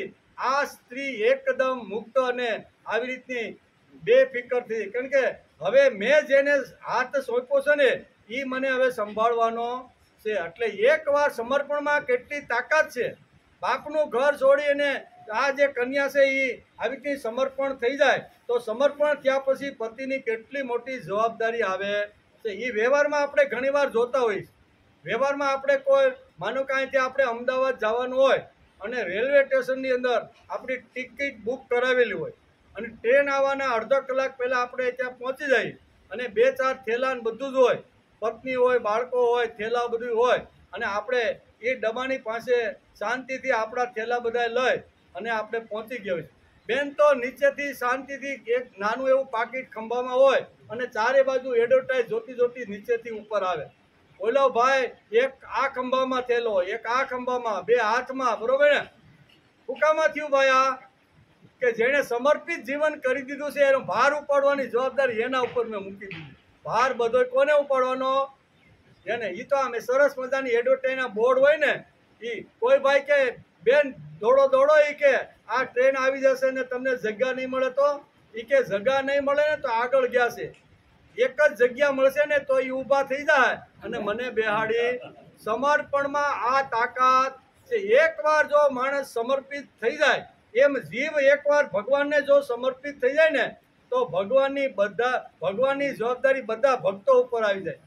પ્રહલાદ નારદ પરાશર પુંડરીક વ્યાસાંબર સુખ સૌનક ભીષ્મ દાલ્ભ્યામ રૂકમાન ગદાર્જુન વશિષ્ઠ વિભીક્ષણાદિ પુણ્યાની નામ પરમ ભાગવત સ્મરામી.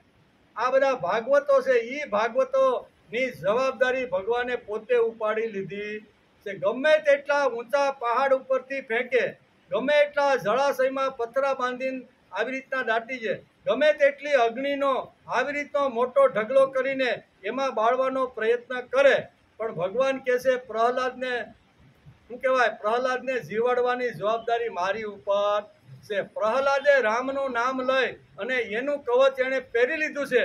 પછી મારો બાપો ભલે ને પહાડ ઉપરથી ફેંકે, દરિયામાં બાંધે, હાથી નીચે કચડાવવાનો પ્રયત્ન કરે અને શું કહેવાય બેન દ્વારા બાળવાનો પ્રયત્ન કરે, પણ ભગવાન એને હેમ ખેમ રાખતા રહેલા. આ છે સમર્પણની તાકાત. એકવાર ભગવાનને સમર્પિત જો જીવ થઈ જાય ને તો ભગવાન બધી જ જવાબદારી ઉપાડી લે છે. નરસિંહ મહેતા કહેતા કે ભાઈ તમે તો આવી રીતના હાથમાં કડતાલ લઈને હરિજનવાસમાં ભજન કીર્તન કરવા જાવ છો. હવે આ બધા છોકરા હવે નાના મોટા થાય છે, એને પરણાવવાના હોય છે, પરણાવ્યા પછી એને ઓળી ક્યાં કંઈક મામેરું ભરવાનું હોય છે, તો બધું શું કરશો? એ કે મારો ભગવાન બેઠો છે ને. એ કે ભગવાન હું બેઠો છે? એ કે જુનાગઢની જેટલી બેંકો છે ને એ મારા બાપની છે, એમ નરસિંહ મહેતા કહેતા. હું આ તો મારે જોતું નથી ને એટલે ફિક્સ ડિપોઝિટ તરીકે ત્યાં રાખી છે, પણ મારે જ્યારે જરૂર હશે ને ત્યારે એ બેંકમાંથી ભગવાન બધા નાણાં લઈને મારા કામ બધાય પૂરા. આ સમર્પણની તાકાત છે. આ એકવાર સમર્પિત જીવ જો ભગવાનને થઈ જાય તો બધી જવાબદારી ભગવાનની આવી જાય. સામાન્ય એક પુરુષના હાથમાં એક સ્ત્રી હાથ આપી જશે તો પુરુષની કેટલી બધી જવાબદારી વધી જાય. બેનને કીધું હોય તમે જાઓ નીચે, હું હમણાં ઉપરથી તૈયાર થઈને આવું છું. એ 15-20 મિનિટ ભાઈ ઉપરથી તૈયાર થઈને આવે તો બેન તો શાંતિથી ખુરશી ઉપર આરામથી બેઠા બેઠા જોતો. આપણે કહીએ તમે ગાડી સાફ ન કરી, તો કે ગાડી તમારે કરવાની. એટલે આપણે પાછો હાથમાં કપડું લઈ અને મોટી ગાડી સાફ કરીએ કે નહીં. એ 15 મિનિટ એ બેઠા છે પણ શાંતિથી બેઠા છે, પણ આ એને સમર્પિત જીવન કરી દીધું છે. એ આવશે એટલે એ સાફ કરી. આ સમર્પણની તાકાત છે. એકવાર જીવ જો કોઈ પણને સરેન્ડર થઈ જાય, સમર્પિત થઈ જાય ને તો બધી જ જવાબદારી જેમ સ્ત્રીની જવાબદારી જેમ પુરુષ ઉપાડી લે છે, પછી ભીનું પોતું કરે ને બોલું લાવે ને કરે ને સાફ. મોટી ગાડીને સાફ કરતા 5-7 મિનિટ લાગે. ઓલા બેન તો 10 મિનિટથી આરામથી બેઠા નીચે પાર્કિંગમાં અને બધું જોતા જોતા કોઈને પૂછતા રહે. એટલે પણ 15 મિનિટ તમે અહીંયા ગયા હો તો શું વાંધો હતો? એ આવશે ને, હમણાં આવશે. આ ઈને સમર્પિત થઈ ગયેલી સ્ત્રી છે. કેવું? ઈ આવશે એટલે ઈને જો એકવાર સમર્પિત થઈ જાય તો જીવની જે બધી જવાબદારી આમ સ્ત્રી ઉપાડીએ છે. અહીં ભગવાન પણ આ જ વાત અત્યારે ઉદ્ધવને સમજાવે છે કે હે ઉદ્ધવ, જો આ રીતે નિશ્ચલ રૂપે મુજ પરમાત્મામાં મનને લગાવવામાં સમર્થ હોય છે, જે પણ ક્રિયા કરે તે માને સમર્પણ કરે, નિરપેક્ષ નિરાકાંક્ષ ભાવે મને જે સમર્પિત કરી જશે એને કોઈ ચિંતા કરવાની જરૂર નથી. ગધેડાની જેમ ભાર વહન કરી અહીંથી ખેંચી લેવાનું, અહીંથી ખેંચી લેવાનું, આ વ્યવહાર પૂરો કરું. એક વ્યવહાર પૂરો કરે તો બીજો તૂટે ને બીજો પૂરો કરે તો ત્રીજો પાછો આવીને ઉભો રહ્યો હોય. આવું થાય કે ન થાય? એ પોતાને એમ થાય છે હું કરું છું એટલે બધું થાય છે, પણ એકવાર જીવ અહીંયા સમર્પિત થઈ જાય તો ભગવાન પોતે જવાબદારી ઉપાડીએ છે. ત્યાર પછી ભગવાન કહે છે કે હે ઉદ્ધવ, આ પ્રમાણે મારા શરણે થઈને મારા જ માટે ધર્મ, અર્થ અને કામનું આચરણ કરતો રહીને મારો અનન્ય પ્રેમી ભક્ત મુજ સનાતન પરમાત્માની અચળ ભક્તિને પ્રાપ્ત થઈ જાય છે। અહીંયા ભગવાને અહીંયા શ્રીમદ ભાગવતના એકાદશા સ્કંદના 11મા અધ્યાયની અંદર 24મા શ્લોકની અંદર આ લખ્યું છે। ભગવાને શ્રીમદ ભગવદ્ ગીતાની અંદર લખ્યું છે, આ બે શ્લોક એક જ, અનન્યા ચિંતયંતો મામ એ જના પર્યુપાસતે તેસામ નિત્યાભિયુક્તાનામ યોગક્ષેમમ વહામ્ય। આ ભગવાને ગીતામાં લખ્યું અને આ શ્લોકની અંદર અહીંયા ઉદ્ધવને સમજાવતા ભગવાન કહે છે, મદ અર્થે ધર્મ કામાંચ તરણ મદ આશ્રય લભતે નિશ્ચલમ ભક્તિ મયુદ્ધમ તે સનાતન। આ સનાતનની વાત સમજાવતા ઉદ્ધવ ભગવાનને કહે છે કે એકવાર નિરપેક્ષ નિરાકાંક્ષા ઉપર મારા ઉપર પ્રેમ કરી અને સંસારની બધી જવાબદારી તું મને સોંપી દે ને તો તારા યોગક્ષેમની જવાબદારી મારા ઉપર આવી જાય છે। ભગવાને ગીતામાં આ જ કીધું કે અનન્યા ચિંતયંતો મામ એ જના પર્યુપાસતે તેસામ નિત્યાભિયુક્તાનામ યોગક્ષેમમ વહામ્ય। અનન્ય ભાવથી બધું જ છોડી અને મારા શરણે જે જીવ આવી જાય અને મને જે જીવ સમર્પિત થઈ જાય છે એના યોગક્ષેમની જવાબદારી મારી। કેટલી મોટી ભાગવત અને ભગવદ્ ગીતા સમજાવે છે। એકમાં કહે છે યોગક્ષેમમ વહામ્ય, તારા યોગક્ષેમની જવાબદારી મારી છે। અનન્ય ભાવથી જે માણસ ભક્તિ કરે છે, અનન્ય ભાવથી નિરપેક્ષ અને નિરાકાંક્ષ ભગવાન માટે થતો રહેલો જે જીવ છે એની જવાબદારી ભગવાન પોતે જ ઉપાડે છે। એટલે યોગક્ષેમનો અર્થ અહીંયા ગીતાની અંદર ભગવાને સમજાવ્યું છે। યોગ એટલે જે વસ્તુ નથી મળેલી તે મેળવી આપી। ભગવાને ગેરંટી લીધી। હું ભગવાન કહે છે કે મને સમર્પિત જે થયેલો જે જીવ છે એને નથી મળેલી વસ્તુ મેળવી આપવાનું કામ મારું છે। એનું નામ છે યોગ અને ક્ષેમનો અર્થ થાય છે જે વસ્તુ મેળવી આપી છે એને હજારો વર્ષ સુધી ટકાવવાની જવાબદારી મારી। વિચાર તો કરો કે એકવાર સમર્પિત જીવ ભગવાનને જો થઈ જાય તો ભગવાન કેટલી મોટી ગેરંટી આપે। જેમ ગવર્નર આપણા હોય ને, એ એક કાગળિયું હોય નાનું એવું, અને કાગળ ઉપર આવી રીતનો ગવર્નરનો એક સિક્કો હોય અને એની ઉપર લખ્યું હોય કે આઈ પે ટુ 5000 રૂપીઝ અને નીચે ગવર્નરની સહી હોય કે નહીં।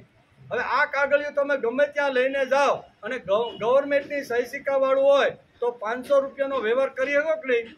વસ્તુ લેવાની હોય તો તમે ભાઈ બોલો જોવે, ના બરોબર છે, ગવર્નરનો સિક્કો છે, એની સહી છે અને લખ્યું છે 500 રૂપિયા સુધી તમે આ વ્યવહાર કરી શકો। તો આવી રીતે ભગવાને પણ ગેરંટી મારી। શું? ભગવાન સિક્કો મારીને કહેશે યોગક્ષેમમ વહામ્ય, તને જે વસ્તુ નથી મળેલી તે મેળવી આપવાની જવાબદારી મારી છે અને મળ્યા પછી હજારો વર્ષ સુધી સમાજમાં તારી કીર્તિ રહે, તારું ધન સચવાય એની જવાબદારી પણ હું લઉં। તો સામાન્ય ગવર્નર પણ જો આટલી ગેરંટી આપતો હોય અને આપણી 500ની નોટ વ્યવહારમાં જો ચાલતી હોય તો આ તો ઉપરની ગવર્મેન્ટ છે। કેવી? જે ઉત્પત્તિ સ્થિતિ અને લય કરવાવાળી જે ગવર્મેન્ટ છે એણે સિક્કો મારીને કીધું છે કે અનન્ય ચિંતયંતો મામ એ જના પર્યુપાસતે તેસામ નિત્યાભિયુક્તાના, શું છે? તેસામ નિત્યાભિયુક્તાના યોગક્ષેમમ વહામ્ય। તો આ બધી વાતો ભાગવત અને ગીતા એક જ રસ્તે આપણે લઈ જાય છે કે બદ્ધ અને મુક્ત થવા માટે કયા ગુણ હોવા જોઈએ એનું સુંદર મજાનું ચરિત્ર ચિત્રણ ભાગવતકાર વેદવ્યાસે લખ્યું છે અને ભગવાન પોતાના સ્વમુખે અત્યારે ઉદ્ધવને સમજાવી રહ્યા છે। હે ઉદ્ધવ, આ પ્રમાણે મારા શરણે થઈને મારા જ માટે ધર્મ અર્થ અને કામનું આચરણ કરતો રહીને મારો અનન્ય પ્રેમી ભક્ત મુજ સનાતન પરમાત્માની અચળ ભક્તિને પ્રાપ્ત થઈ જાય। સનાતન શબ્દ અહીં વાપરો છે, બરોબર? એટલે જે અનાદિકાળથી આવતી રહેલી જે વિચાર પદ્ધતિ છે, કાર્ય પદ્ધતિ છે, આચાર સંહિતા છે, આચાર પદ્ધતિ છે, જે હજારો વર્ષ પહેલા ઋષિઓએ જે લખી અને ભગવાનના મુખારવિંદમાંથી જે વેદો નીકળ્યા, એ વેદો જે નીકળ્યા છે એને આપણે સનાતન ધર્મની પરંપરા કહીએ છીએ। તો અહીં સનાતન શબ્દ ભાગવતકાર વેદવ્યાસે લખ્યો છે કે આવી હજારો વર્ષોની પરંપરા ભગવાનના મુખારવિંદમાંથી નીકળેલા જે વેદના જે ઉચ્ચારણ છે એનું પાલન કરતો કરતો માણસ મુક્ત સુધી પહોંચી જાય છે। તેથી શાસ્ત્રમાં જે પ્રમાણે લખ્યું હોય ને એ પ્રમાણે આચરણ કરવાનો માણસે આગ્રહ અને પ્રયત્ન રાખવો જોઈએ। ત્યાર પછી કહે છે સત્સંગથી ભક્તિ પ્રાપ્ત થાય છે. શું કે સત્સંગથી ભક્તિ પ્રાપ્ત થાય છે. પછી તે મારી ઉપાસના કરે છે અને સંતો દ્વારા બતાવેલા માર્ગે તે સહજમાં જ મને પ્રાપ્ત કરી જાય છે. આ બધી જ વાતો અહીંયા સુધી ભગવાને અહીંયા જે બદ્ધ અને મુક્તનો જે પ્રશ્ન પૂછ્યો હતો એનો જવાબ ભગવાન અત્યારે અહીંયા 25 શ્લોકની અંદર ભગવાને એને જવાબ આપ્યો છે. હવે ઉદ્ધવ પાસે એક નવો પ્રશ્ન ઊભો કરે છે. આ એના મગજમાં આવી ગયું કે બદ્ધ અને મુક્ત કે ભગવાને બરોબર સમજાવી દીધું. હવે એક નવો પ્રશ્ન પાછો અહીંયા ઉદ્ધવ ઊભો કરે. કયો ઊભો કરે છે? ઉદ્ધવ ભગવાનને પૂછે છે કે હે પવિત્ર કીર્તિ, હે ભગવાન, આપ કૃપા કરીને મને બતાવો કે આપના અભિપ્રાય મુજબ સંત પુરુષનું લક્ષણ શું છે? સત પુરુષો કોને કહેવાય? સંત કોને કહેવાય? મહાપુરુષ કોને કહેવાય? બરોબર. આ મહાપુરુષ છે, સંત પુરુષો, જ્ઞાની પુરુષો છે. એ સંત પુરુષોનું લક્ષણ શું હોય છે? એનું લક્ષણ તો કાંઈક હશે ને. એનું પહેરવું, ઓઢવું, ખાવું, પીવું, હરવું ફરવું, જેમાં બદ્ધ અને અહીંયા મુક્તનું તમે જે વાત કરીને એ પ્રમાણે મારે સતપુરુષનું લક્ષણ જાણવું. મારે સતપુરુષ સમાજમાં ફરવું, ગોતવું કોને? બધાય સરખા હોય, બહારથી દેખાવાળો હોય, અંદર તો ઘણું બધું ભરેલું હોય. તો સતપુરુષના લક્ષણ કેવા હોય? આવો પ્રશ્ન ઉદ્ધવે અત્યારે ભગવાનને પૂછ્યો છે. પણ આપણો ટાઈમ પૂરો થઈ ગયો. ટાઈમ પૂરો થાય એટલે આપણે બ્રેક તો મારવી જ પડે. એટલે આવતીકાલે આપણે આવશું ત્યારે અહીંયા ઉદ્ધવ કેવો પ્રશ્ન પૂછે છે કે સંત પુરુષનું લક્ષણ કયું? મારે સંત કોને કહેવા?